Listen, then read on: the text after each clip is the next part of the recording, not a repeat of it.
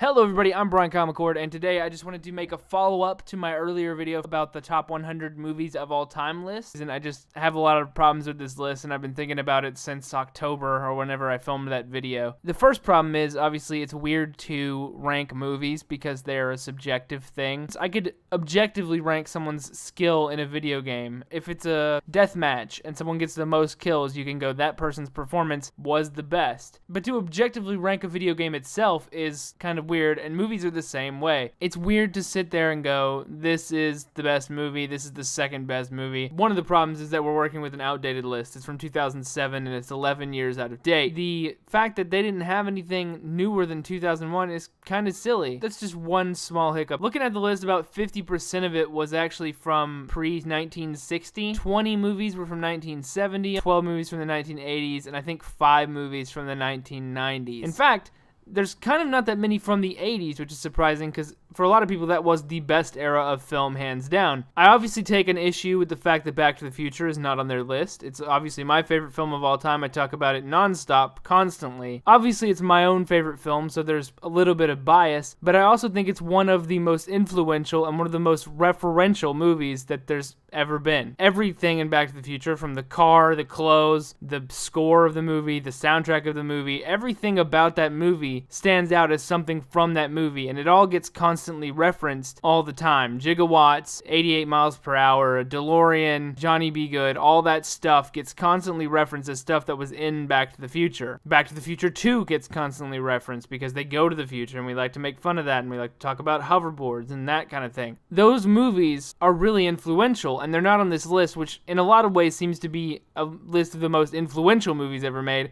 and not necessarily the best movies ever made. I talked a little bit in the video about Kubrick and about Citizen Kane and how I don't necessarily agree with their placement on the top 100 list. Citizen Kane in particular, I talked about for a while. It's not the best movie ever made. Film had only been around for 40 years. There's movies from 1916 on that list. You can't look at me and tell me that movies from 1916, and I'm sure there were older ones as well, belong on that list. Orson Welles is a good director. Citizen Kane is a perfectly acceptable movie that you can enjoy and you can derive enjoyment from. If you're talking about one of the most influential movies ever made, it definitely ranks somewhere on a top 100 list, but it's not the best movie ever made. It's ridiculous to act like that. The list is curated by 1,200 people from the film industry. When I see that, I'm just like, those people are a bunch of suck-ups. If you're talking about the best movie ever made, you're going to talk about a movie that you're going to sit down and watch all the time. I can't do that with Citizen Kane. Alfred Hitchcock has a good place on this list. His movies stand the test of time. They're good horror movies that still, maybe they don't scare you anymore, but there's definitely something there. There's something there to enjoy. North by Northwest, for instance, is a really good movie. When I watched Psycho for the first time, I was surprised because I'd heard good things about it and I was excited to see it. And when I sat down to watch it, I wasn't bored out of my mind. Usually when I see these old movies from like before the 1960s and stuff like that, I'm just watching them and they're weird and stilted and everyone talks in a weird stage voice. We tried to watch the original Lolita one time. It's another Kubrick movie. Every shot was really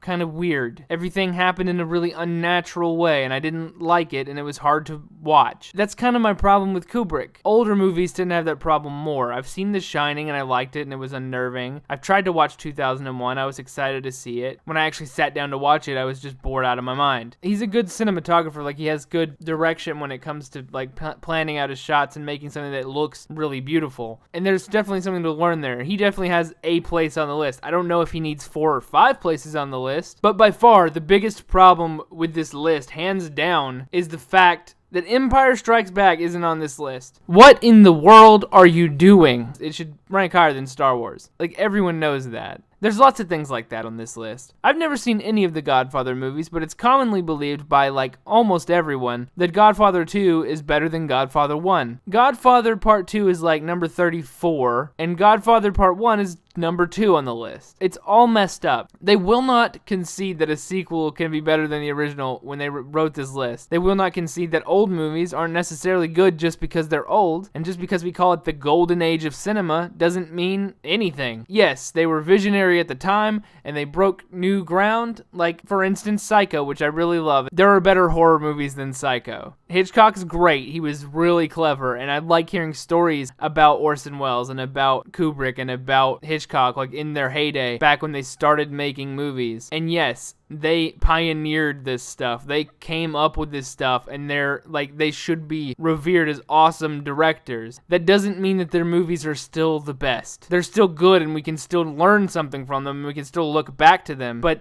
the simple fact of the matter is, yes, everything copies those things because they already learned the lesson. We learned from their lessons, we learned from their mistakes, from hearing them talk about their projects and their experiences, and we expand on that, and we go deeper and further in. That's how learning works. No one does that with TV. Andy Griffith is a good show, and MASH is a good show, but no one still touts those as the best TV shows ever made. We need to stop talking about film like that. We've made better films. Most of the movies that came out in 2018, even the really bad ones, you could watch them. Let's stop acting like the best films that were ever made were 100 years ago, and we can never do better than that again. I don't know all the movies that should be on the top 100 list. Terminator 2, Back to the Future, Empire Strikes Back. They're on the list. You want to talk about Snow White on this list? There's 100 better Disney movies than Snow White. You got The Lion King. Put that in there. Or Mulan. Or Lilo and Stitch. Any of those movies is better than Snow White. I don't know why you need 1,200 people to figure out the wrong answer to a question. This list is so flawed. It makes me mad. The whole crux of it is that Empire Strikes Back is not on this list. It's such a good movie and it deserves to be on the list. And so many movies deserve to be on the list. And so many movies deserve to not be on the list. Anyway, that's all I gotta say this time. Thank you guys for watching. Bye, McCordians.